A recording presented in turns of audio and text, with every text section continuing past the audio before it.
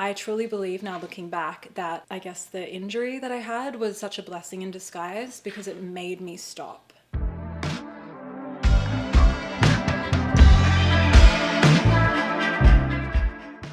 So I wanted to sit down today and answer in a more kind of long form, in detail style, some of the questions that were sent in to me via my other social media channels. I do Q&As on them quite often, but I find it really hard to actually really give you an in-depth answer, and I just thought that this would be the perfect opportunity to do so. I really want to do these every month. So let's get straight into it. So I've written them down in this little book, and I'm going to get through as many as I can. So question 1, what does your workout routine look like? My workout routine is pretty relaxed, but it basically just consists of Pilates, walking with a bit of yoga sprinkled in. And I think I'm going to be sprinkling in much more yoga than I have been because I find that I'm just so tense and tight through my legs and my hips. But that's a whole other story. So at the end of 2019, and I talked about this a little bit, I had an ankle injury where I was walking to work on the same path that I walk on every single day, like a flat path, and I just tripped over. Like, it felt like this like invisible force just literally tripped me over, to the point that I was on this path and I couldn't get up until I had to call a friend to come and help me home. So for 2 weeks, I wasn't able to really walk or put weight on my ankle or exercise. And at that time, I was doing a lot of gym kind of boot camp style workouts and a lot of working out, upwards of an hour a day, plus a really fast walk that was about an hour a day. And it was kind of around the time where I was experiencing, again, which has happened a lot of times in my life, a hormonal fluctuation or a cortisol imbalance, where I was holding on to a lot of fluid and inflammation in my body. And I truly believe now, looking back, that I guess the injury that I had was such a blessing in disguise because it made me stop. And at that time, I was just a bit frantic in my life. I was working 13-hour days. I was doing long distance with Will, who is now my husband, during the time. It was my first time running my own business, and at the same time I was trying to keep up this hectic workout schedule and just being so tough and just mean to myself. So when I was made to stop, I started looking for, because I was still in that mindset of I can't stop. What can I do while I can't do these gym workouts that ironically weren't even giving me results, but I was so scared I was going to lose these results I didn't even have. I found Melissa Wood Health Pilates, so her online platform, and I just started doing these workouts from my living room. I did them for about a month because I converted over. Obviously I couldn't go to the gym, but then I realized I'm saving so much time by not having to drive to the gym, and these workouts are a lot shorter. And at first it was really scary for me to start just committing to just that, because I had it in my brain from everything that I had been told that I had to work really hard to get the results that I wanted. And I feel it's because I was kind of made to stop and be in this position. And because it happened for like at least a month, I started to see results in my body from just slowing down. And I really feel like that's the catalyst for everything changing in my life and me actually adopting that philosophy, because I started seeing the inflammation and the puffiness just kind of deflate my body, like depuff my body. For the first time since before I had hormonal issues, I started seeing definition in my body, tone, and I had more energy after workouts. I didn't feel like I just needed to like have a nap after. I wasn't so reliant on caffeine to get me through the day. And I just started to be more gentle with myself in terms of my exercise routine, the way that I ate, and the way that I showed up in my life. I cut down the hours I was doing at work and really started to prioritize rest because I had more time to. So that was a really long-winded way to answer your question. So I'll just try to summarize it a little bit.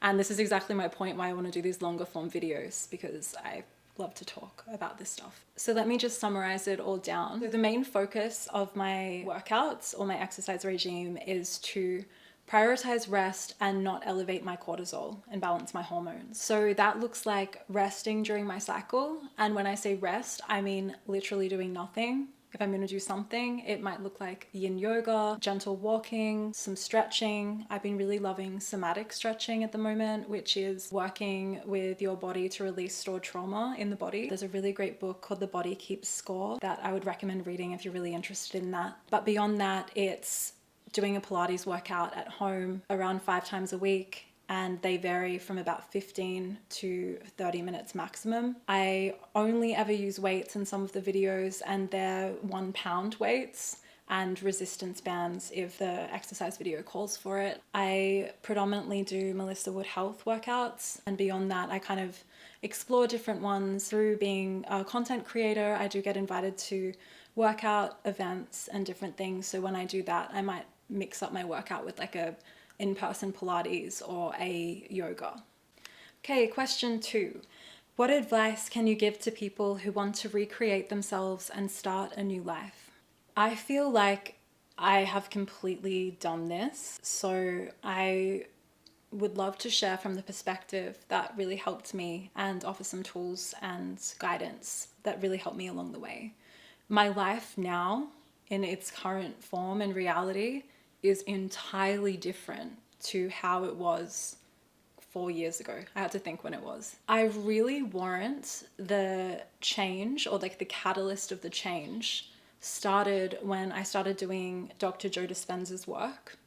I read his book, Becoming Supernatural and Breaking the Habit of Being Yourself, and became really fascinated with the idea of working with your subconscious mind to shift your beliefs and shift your reality as a byproduct of that. His books go into great detail, and he is a fantastic person to follow and look into because his work is phenomenal, but he is also backing it up with science right now and investing a lot of time and energy into having scientists at his different events and things that he does in person to really prove everything that he says. So it's really relevant if you're a person that likes to look into the science behind things. So what I did was start doing his meditation practices. And he's got a whole variety of meditations, and they're quite long. They're about an hour long, but you really go into this space where you start reprogramming your mind and your subconscious mind to shift your reality, because you go into this place of unbecoming yourself. He talks a lot about switching up your routine. For example, going a different way to work, using your opposite hand to brush your teeth, to really shift things up so you're not stuck in this stagnant pattern of your brain firing and wiring in a way that it becomes accustomed to and almost addicted to. And a great example that he gives is, say you're driving to work and you usually hit traffic at around like 8:30 a.m. in the morning, and it drives you nuts because it's going to make you late and it's out of your control and it just irritates you to like the nth degree. So your body becomes used to this huge stress response at that particular time of day and a cortisol spike at that particular time of day, and it starts almost preempting it before it's even happened. So your brain starts predicting or like preempting your reality before it even happens because it becomes so accustomed to this routine. And that's why it's so important to be constantly mixing it up and shifting yourself out of that stagnant everyday routine, same thing after the other, because how can we expect something different to happen when you're just constantly going down this same path every single day, like Groundhog Day, and your body is preempting it from like an emotional and a physical response. So by doing his meditations and mixing it in with a bit of manifestation work. I really love Lacey Phillips' work for this. She's got a platform called To Be Magnetic. It really helped me manifest a lot of things as well. So I was doing it alongside Dr. Joe's work, writing out what I wanted my dream life to be, visualizing it. And I found that doing that alongside the Dr. Joe meditations, I think really accelerated it all for me and helped me not only bring material change into my life, but also shift who I was becoming internally. At the same time, I would really recommend starting an EFT tapping practice. And I talk about EFT all the time because it's honestly helped me in so many different ways. And I feel like it's a really easy thing that you can do every single day. Brad Yates' Tap with Brad on YouTube is just fantastic. I recommend him a lot, but he's got a whole library of different tapping routines that you can do to help support you along this kind of transformation and change. And there's actually a a lot of research around tapping and how it can lower your cortisol levels and get you out of this stress response, which really is like what we want to do, because we can't make aligned, exciting decisions when we're stuck in the state of fight or flight because our body is in survival mode. How can we even fathom making a big change or following our dreams? So doing anything you can to reduce stress. I also really believe and have experienced this myself from moving cities, completely uprooting my life and following love and following a feeling or a knowing that I had that I wanted something new in my life. When I lived in Australia, before I moved to America, I'd been in the same town for nearly 10 years. At least 8 of those, I knew that it wasn't my place and I really wanted to leave. And that really like amped up, and life was never really like bad there. It just wasn't like my place. Since then, I found astrocartography, which is a really interesting form of astrology where it looks at your birth time and place and then figures out where on the world map your different planetary lines run. Specific places will be more aligned and supportive of different energies. In my hometown, I had no lines, so it made sense to me that nothing really happened. I was neither going to excel or struggle. It was just kind of like a bit of a flat line. So finally, I got the courage to make a change, and I do have my husband to thank for that. I met him and he was moving overseas as we met, and we did long distance for a year, and then we decided we just couldn't do it anymore because anyone who does long distance knows how hard it is. I moved over there to be with him, and I think having his support really helped me make that jump. But if you want to do it by yourself, you don't need another person to help you feel brave. By doing this work, you can really feel brave on your own. So to just summarize it up again, I've gone long-winded. There's this period when you move or you take that leap of faith that you become so magnetic. I feel like the universe or the energy of the world is really supportive to you and rewards you for giving it a go and trusting yourself. There's a lot of spiritual people that talk about this as well, just how powerful this period can be, especially for reinvention. Really stepping into the dream self or your higher self that you want to be. Part of that is that you don't have that old routine kind of like keeping you small and keeping you stuck in an identity or an energy that you have outgrown. It's kind of like you're like a little hermit crab and you've like outgrown your shell, but you try to keep living in this shell that just feels uncomfy and too small. By moving into a new shell or a new space, you're able to breathe and recreate and become whoever you want to be and start networking or like meeting a new friendship group and being in a new like work environment, seeing new things, exploring new things. I feel like that is a really powerful practice. And if you can't move at this time, because I know that that's just not an option for everyone, you can start bringing these energies and these tools into your life now to start shifting up your routine. So doing the Dr. Joe thing of trying a different route home from work than you would usually go, or if you always go see a movie on the weekends or will go out, maybe do something different. Maybe go and do an art class that you've wanted to do, or go visit a new area in your city. Just kind of mix it up a little bit and allow yourself the space to expand. Always from the perspective of what would my higher self do. Okay, question 3. Best advice to lower your cortisol, reduce stress. And that sounds so simple to say, and it can feel very annoying to hear. So I'll give you some tips that really help me personally reduce my own cortisol and make my life as easeful as possible. Number 1, focus on shifting your exercise routine from high intensity, crazy workouts to low intensity movement, prioritizing rest during your menstrual cycle if you have one. So during the time of your actual menstrual phase, resting and relaxing.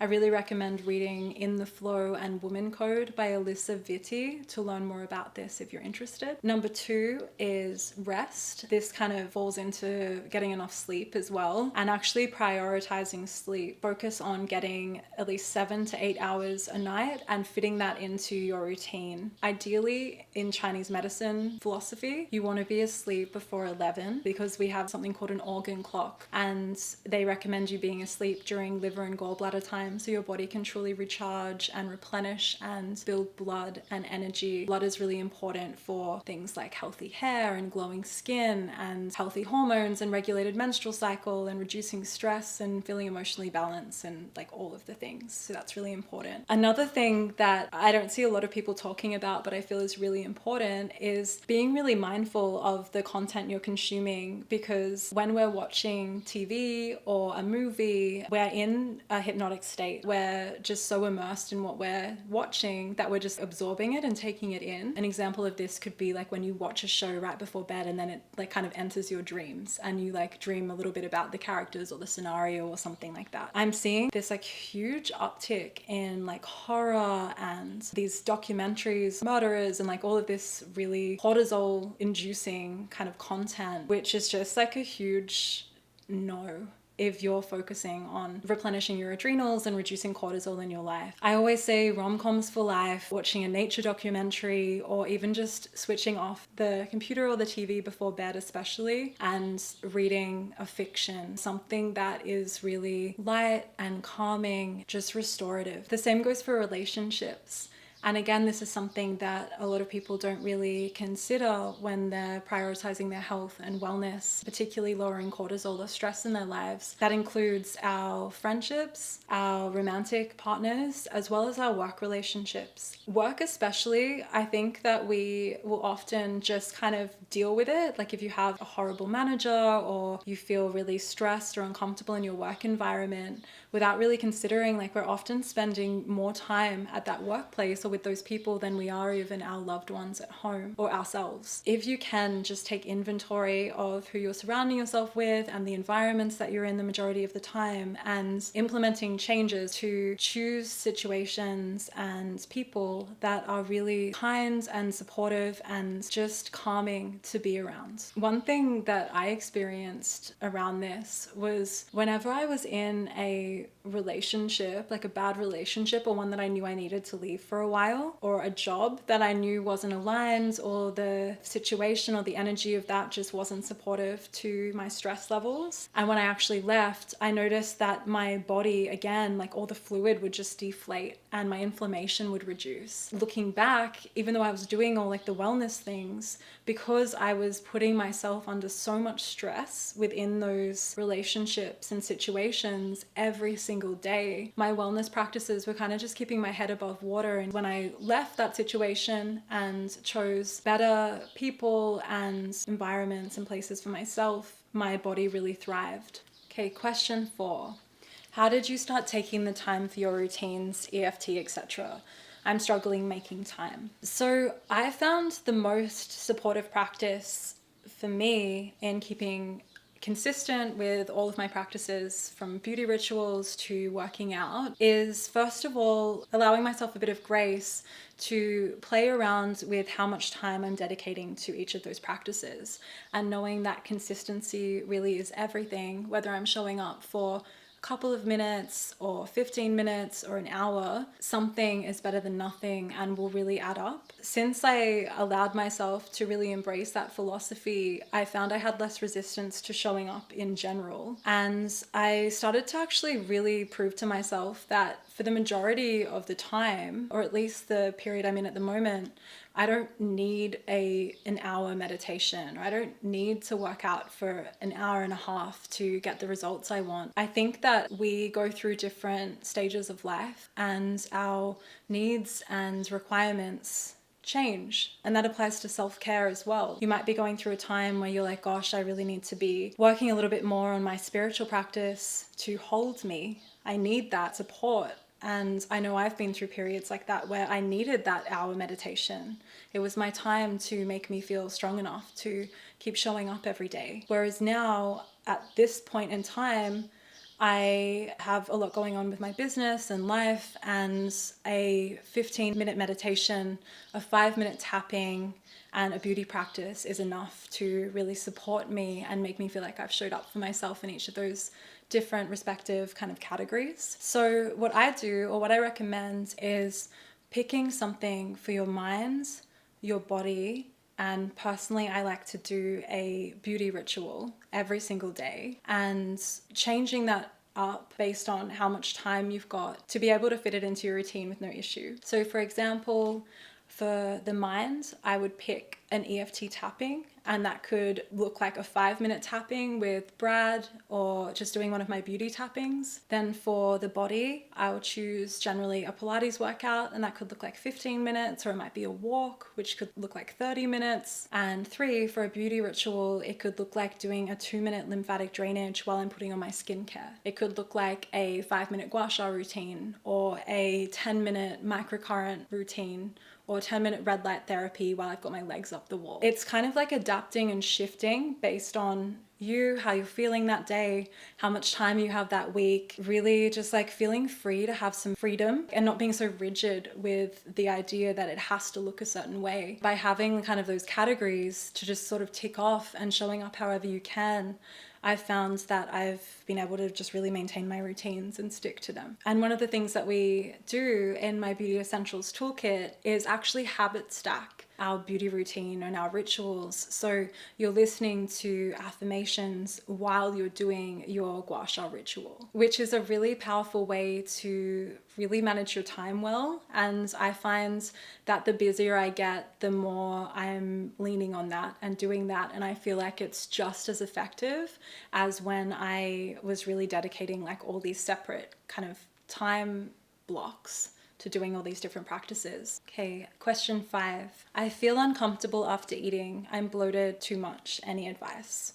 So I want to answer this question with some tips that, again, I don't hear often, and they're things that I learned during my Chinese medicine and acupuncture study. And one of them is, even when we're eating healthy, the foods that we're consuming might be too cold if you have a weakened digestive system. So that could look like having ice in all your drinks, having a icy cold smoothie or acai bowl first thing when you wake up, or even throughout the day, having icy cold water, having ice cream, or even like banana, like nice cream, or any of those things, which is like a confusing concept because I think we're trying to choose the healthy option and we're really confused when our body responds with like bloating or abdominal pain or difficulty with bowel movements and that type of thing. In Chinese medicine, the philosophy is that you have digestive fire. And I always use the visual, it's kind of like if you have a campfire or a stove fire and you're pouring like an ice bucket of water or an icy cold smoothie over the top, that fire is going to fizzle out and use all of its energy trying to kickstart rather than digesting your food properly, which is going to cause issues like bloating and tummy pain. So first of all, I would start with when you wake up, having warm water. A bit of lemon is great, and like some ginger root in it is really great. Ginger is really supportive of the spleen and stomach. If you're worried about enamel on your teeth, you can drink it through like a bamboo straw or something like that. Choosing a warming breakfast rather than a cold salad, making a lightly sauteed vegetable stir fry, or choosing to add like lots of roasted warm root vegetables and protein to your salad so it's not so cold. I also find if I'm eating like leftovers the next day, making it warm by putting it just in the pan and lightly putting some like spinach through it so the spinach is wilted and warm rather than like crunchy and cold. Things like nuts and fruit as well, if you're having them as a snack together, can be a little bit harsh on a weakened digestive system.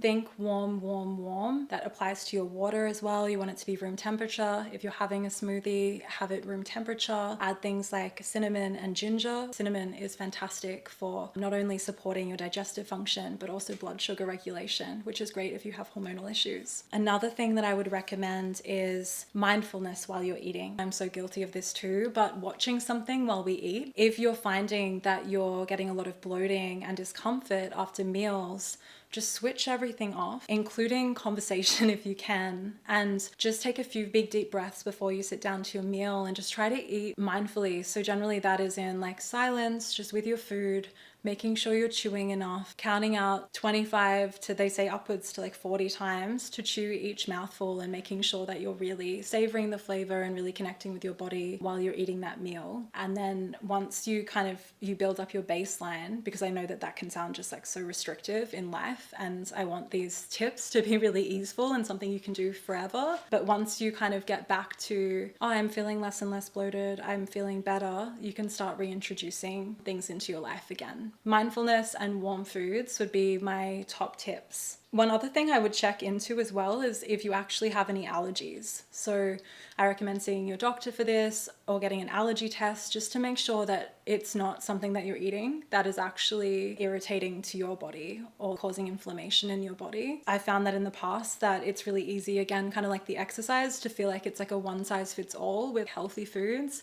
And sometimes you can be eating a healthy food, but it just might not be supportive of your body. So really looking into that as well, I think would be really helpful. Okay, question 6. How did it come to you that your purpose is to help people via lifestyle sharing and acupuncture? I feel like as I reflect back, I can kind of identify what led me to where I am now. But I honestly don't think for the majority of people, except the people that have like these profound epiphanies and then they generally write a self-help book about it, you don't get like struck by lightning and you're like, this is my purpose. This is exactly what I'm going to follow and what I need to do. I feel like we get little hints throughout our lives, and often it can be from a whole myriad of different experiences or things that we've been interested in or pursued that all come together like puzzle pieces in the end. You just find yourself living them out and living your purpose. From the outside in, people would say that you're living your purpose. For myself, and what I've observed with others, is that often these clues will start when we're children. They come in the forms of the things that really light us up and our passions before we decide to get our mind involved, or the pressures of society or our parents or our families of what we should do. Like when we're young, we're just listening to what we're drawn to in ourselves and what really lights us up. And for me, when I was young, I was an only child, so I only had myself to play with a lot of the time. I would go out into the garden all the time with my mom's like mortar and pestle and like collect different leaves and different things and like make up these concoctions while talking to this invisible camera and pretend I was on like a cooking show or I was on TV sharing like what I was doing with people. And another thing that I can notice I was really interested in throughout the entirety of my life, from when I was about 10 or 11, I started getting interested in like different wellness things. I think because of my parents as well, just being interested, or my mom was an acupuncturist, so having these things around my house, but being really drawn to learning what I could about health and wellness and different ideas of like what that looked like. And I always found myself reaching for like the wellness section of my dad's newspaper and different things like that. I was just always fascinated by it in both healthy and not so healthy ways throughout my life. Health was always just this theme and this passion and just this interest. And again, as an adult, I think a good way to figure out what that is it's something that you'll be reading a lot about or wanting to learn a lot about in your spare time. You're not necessarily making money off it or it's a career, it's just an interest. Another really good way to kind of get an inkling or an idea as to what your purpose might be is look at the things that you could do for hours and hours and just not really get tired within reason, but feel so lit up by. For example, when I was an acupuncturist, there was so many days where I was doing like 13 plus hour days in my clinic, which I'm a projector in human design. And if you know about human design, you know that projectors, like in an ideal world, are working like 3 to 4 hours a day and they don't have really their own energy supply, and rest is so important. And I'm not saying like go out and work 13-hour days on your passion. My point is I was able to do that. And I was so energized by what I was doing that I was able to get through those long stretches of work. Whereas if it was anything else, I just physically wouldn't have been able to do that. And now with what I'm doing, which has combined the little girl who had the bowl of leaves looking at the camera, wanting to share and teach what she was doing, combined with my time as an acupuncturist in an acupuncture practice, to now where I'm doing content creation and sharing and educating online through courses and through the content that I create on my social media. It's kind of like combined all of these things.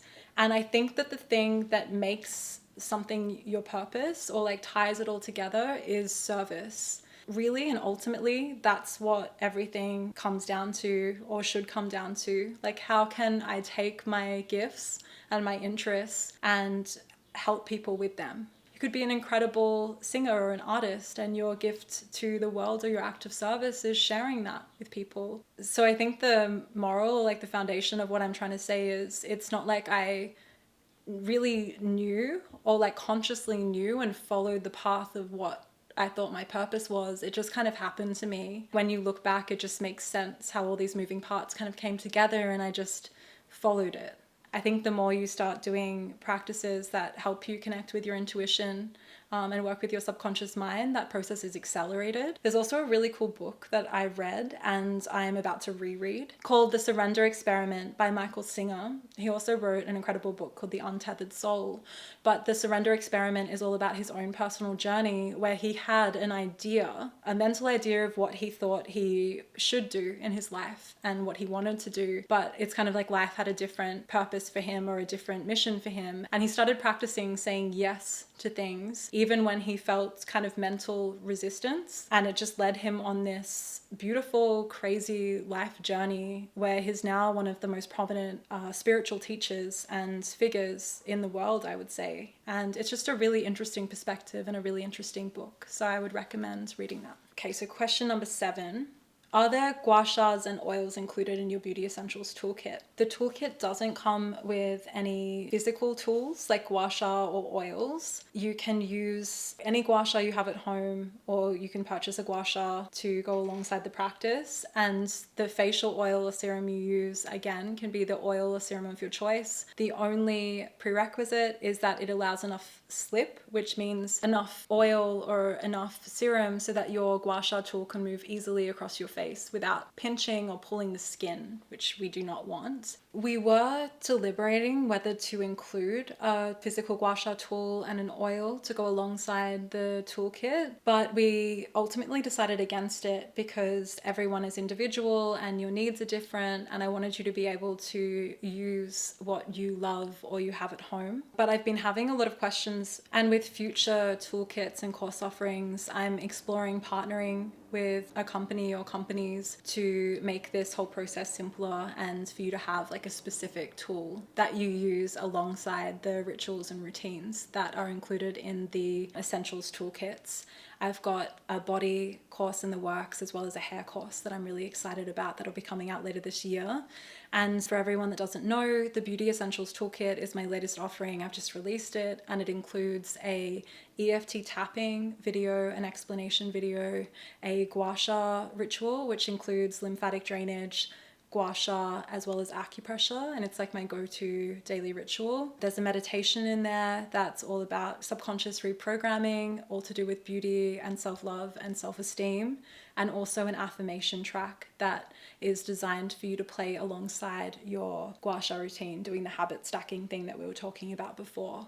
And all the topics or all the themes of each of these rituals is all centered around becoming your most beautiful, radiant self, with the idea that our beauty comes from the inside as well as the outside. So it's a really powerful practice and all the things that I love. And if you'd like to learn more about it, you can read about it down below. It's been something that I've been working on for the last 7 years. And it's the practice that I use every day to support my own transformation and my beauty rituals and practice. Okay, question number 8.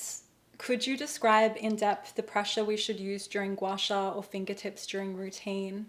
And do you have a ritual or routine to help define the jawline? So let's start with the first part of the question. With the pressure that you're using, it's generally lighter than you think, especially when we're working with the lymphatic system. You only need like a feather light pressure. When we're working with lifting or defining a cheekbone or a jawline, you can use like a light to medium pressure. I really recommend looking in the mirror while you're doing this. And you don't want like a huge indent in your skin. You don't want any red marks or anything to appear.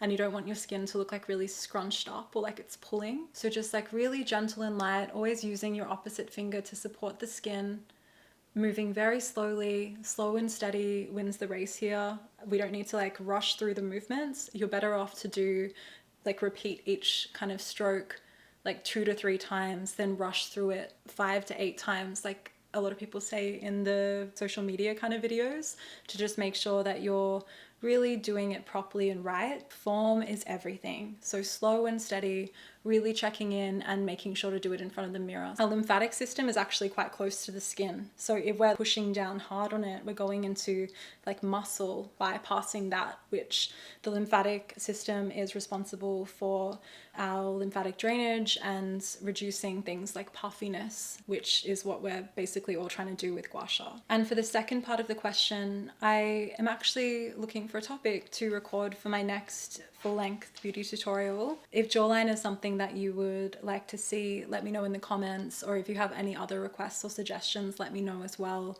I want this channel to include lots of skincare tips and full-length tutorials and beauty rituals, so I love to hear from you and create what you want. I hope that helped. I'm looking to do these more frequently. I'm thinking monthly, so let me know if that sounds good to you, or if you'd like to see them more regularly, let me know down in the comments. And don't forget to like, subscribe, and hit the notification bell so you can keep track of my next video. And I will see you then.